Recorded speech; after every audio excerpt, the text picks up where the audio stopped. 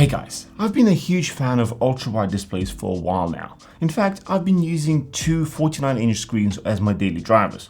While I know it's not really a common thing, I love the real estate they provide, and I almost never have to use Alt-Tab for switching windows. On the other hand, there is our OLED TV in the living room. The response times and those perfect blacks is just something else. So when Samsung released their 49-inch OLED monitor, I just had to get my hands on it. And now I've got some mixed feelings about it. It has its highs and lows. Let's dive into why. Alright, let's first talk about what we're getting for your money. And yeah, it's a hefty sum.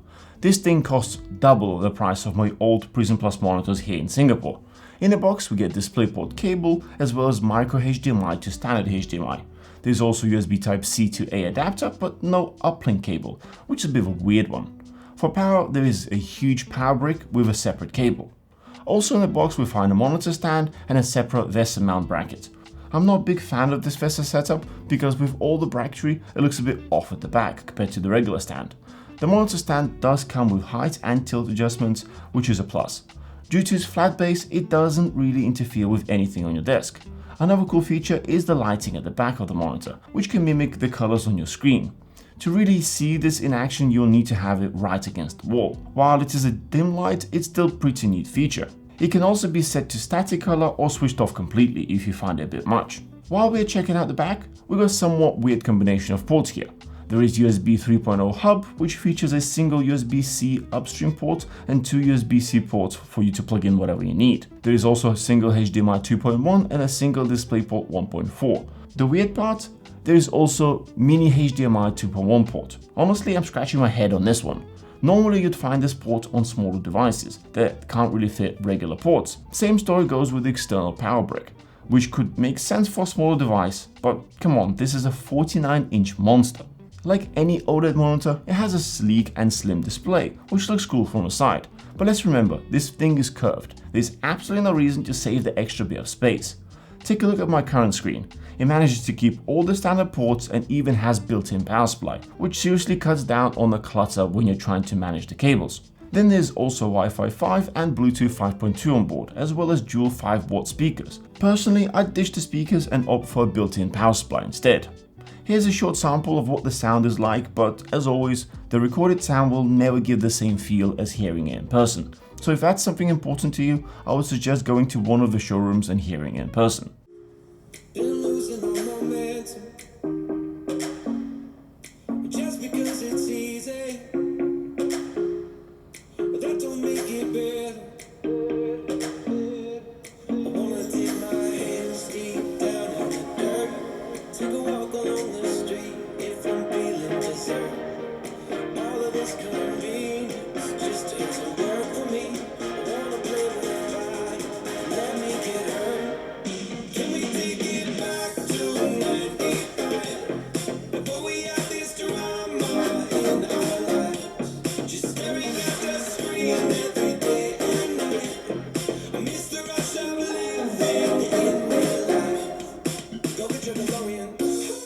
Let's circle back to that Wi-Fi and Bluetooth. This monitor actually comes with built-in OS, which means you can stream Netflix, Amazon Prime Video, Display Plus, Apple TV, and YouTube right from the screen. You can even install other apps. The interface feels a bit like TV, because, well, essentially it is one. The proof of it is in the remote, which has all the quick access buttons for TV streaming services. It's kind of strange, considering Samsung is marketing this as a gaming monitor. If I want to watch content on this display, I typically just pop open Netflix or whatever else in the browser. With that out of the way, let's talk about some great things here. We're talking 240Hz OLED panel with 1800R curvature.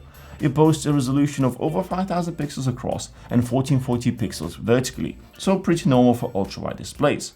But thanks to OLED technology, it has super snappy feeling. Samsung claims 3 millisecond gray-to-gray response time, and it even has AMD FreeSync Premium Pro thrown into the mix, which is a nice bonus. Although there is no mention of Nvidia, I managed to enable G-Sync without a hitch. On top of all of that, Samsung boasts that this panel covers 99.3% of DCI-P3 color space. We'll put it to the test using Portrait Displays Calman calibration software, and surprisingly, our panel actually clocked in at a whopping 110%. That's not all though. It also delivers pretty solid color accuracy with an average delta E value of 2.6 and max 6.1 right out of the box. If you're working with 1080p or 1440p footage, this monitor could be an excellent choice for your editing needs. There is one significant area where this OLED panel comes up short though: brightness.